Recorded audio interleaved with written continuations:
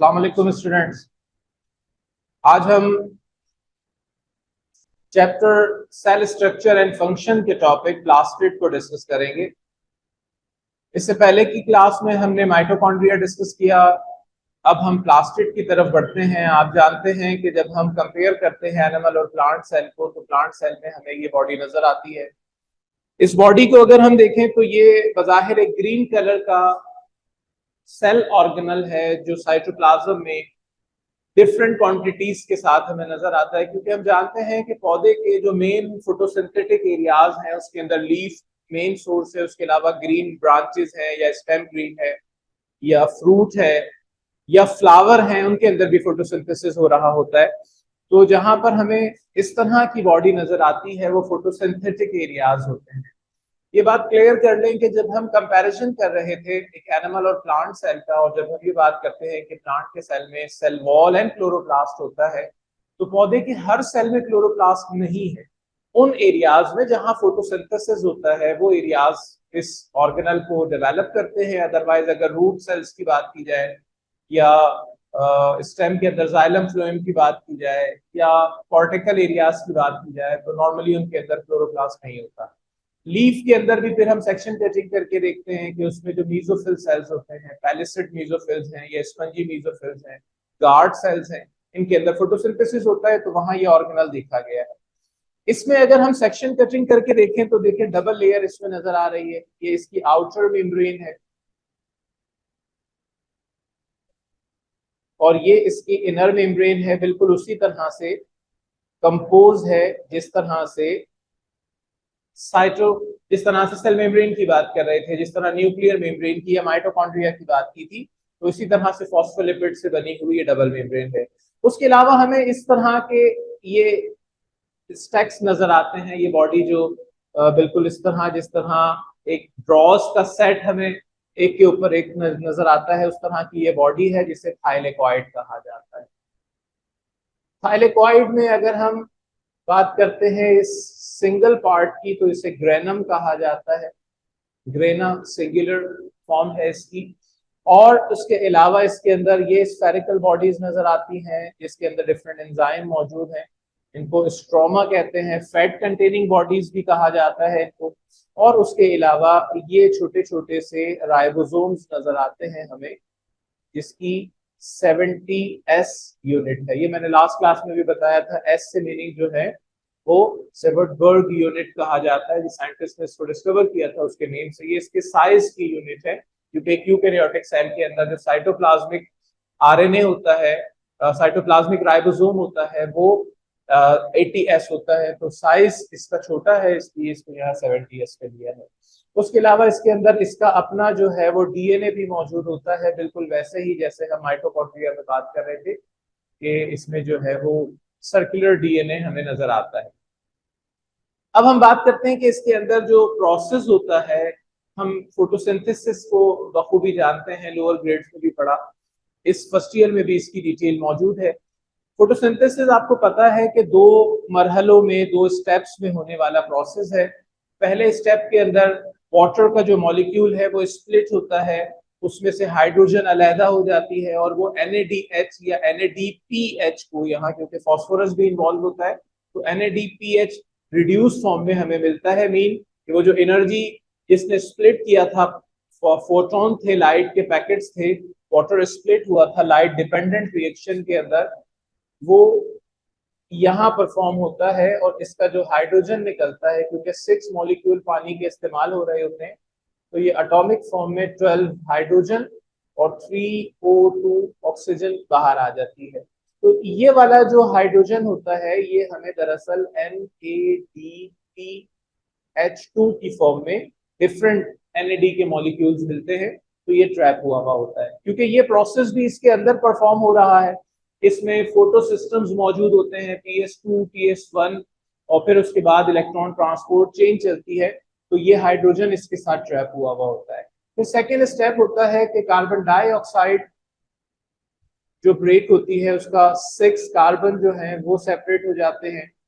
फिर ये जो 12 हाइड्रोजन है यहाँ ट्रैप हुई हुई, ये यहाँ डिलीवर हो जाती है, और 6 यहाँ से ऑक्सीजन मिलकर और रिमेनिंग 3O2 तो इस तरह से ये दोनों को मिलाकर देखें तो 6O2 ऑक्सीजन जो है इस पूरे प्रोसेस में बाहर निकलती है।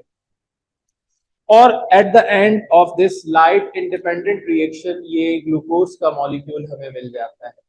तो ये जो दो स्टेप्स हुए थे, लाइट डिपेंडेंट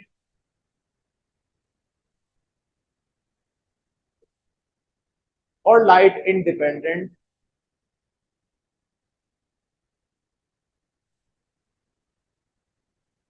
ये दोनों स्टेप्स इस क्लोरोप्लास्ट नामी बॉडी के अंदर, जिसे प्लास्टिड कॉमनली कह रहे हैं, उसके अंदर परफॉर्म हो रहा होता है।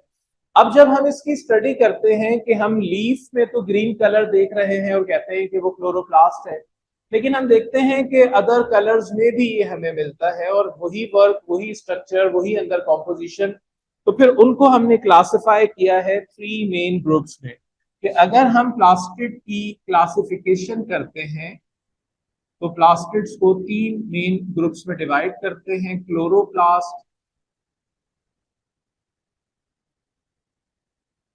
क्रोमोप्लास्ट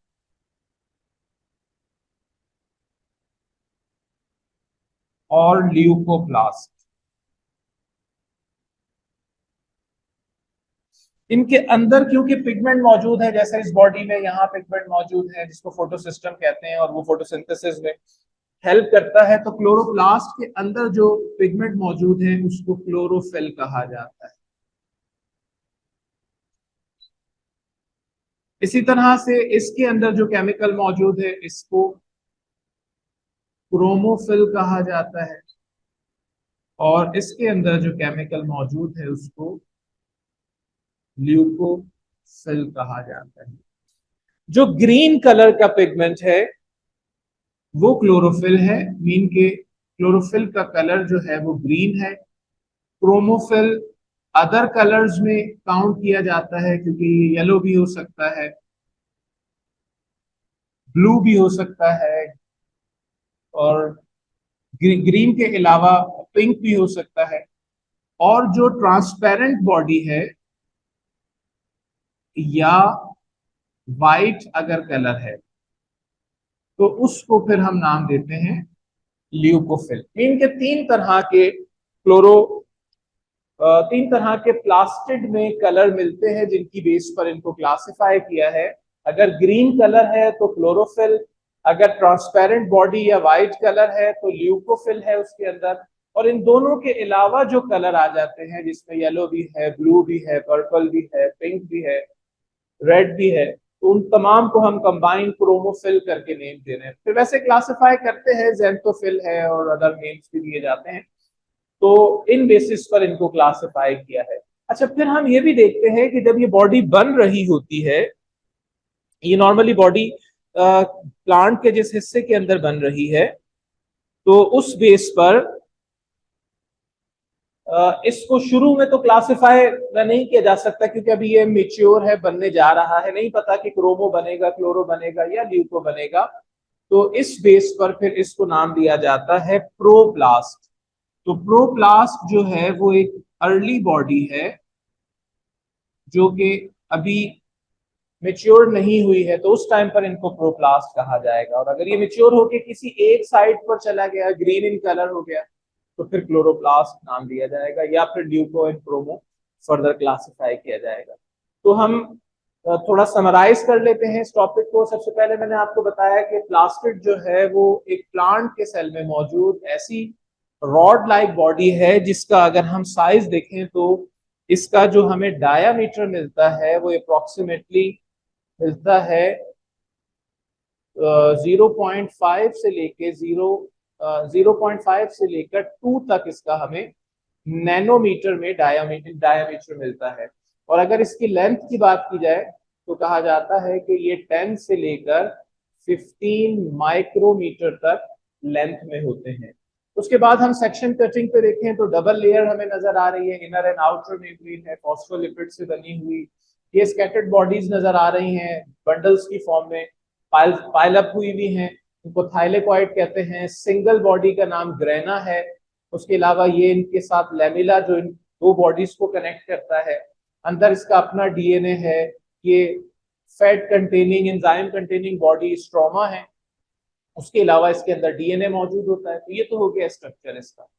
फिर हमने इसको क्लासिफाई किया इनमें मौजूद पिगमेंट्स की वजह से, ये क्लासिफिकेशन हो गई। और फिर उसके बाद हम देखते हैं कि इनकी फंक्शंस क्या है, कि ये फोटोसिंथेसिस में लाइट एंड डार्क रिएक्शन की जब हम बात करते हैं कि फोटोसिंथेसिस दो स्टेप में हो रहा है, लाइट डिपेंडेंट और लाइट इंडिपेंडेंट, जिसमें splitting of water, photolysis of water भी कहते हैं उसको, और उसमें से हाइड्रोजन आउट होके रिड्यूस करता है NADPH मॉलिक्यूल्स को। और फिर वो NADPH अगले स्टेप में लाइट इंडिपेंडेंट में कार्बन डाइऑक्साइड के एंजाइम की प्रेजेंस में ब्रेक होने पर हाइड्रोजन भी देता है, एनर्जी भी देता है, और इस तरह ग्लूकोज का मॉलिक्यूल बनता है।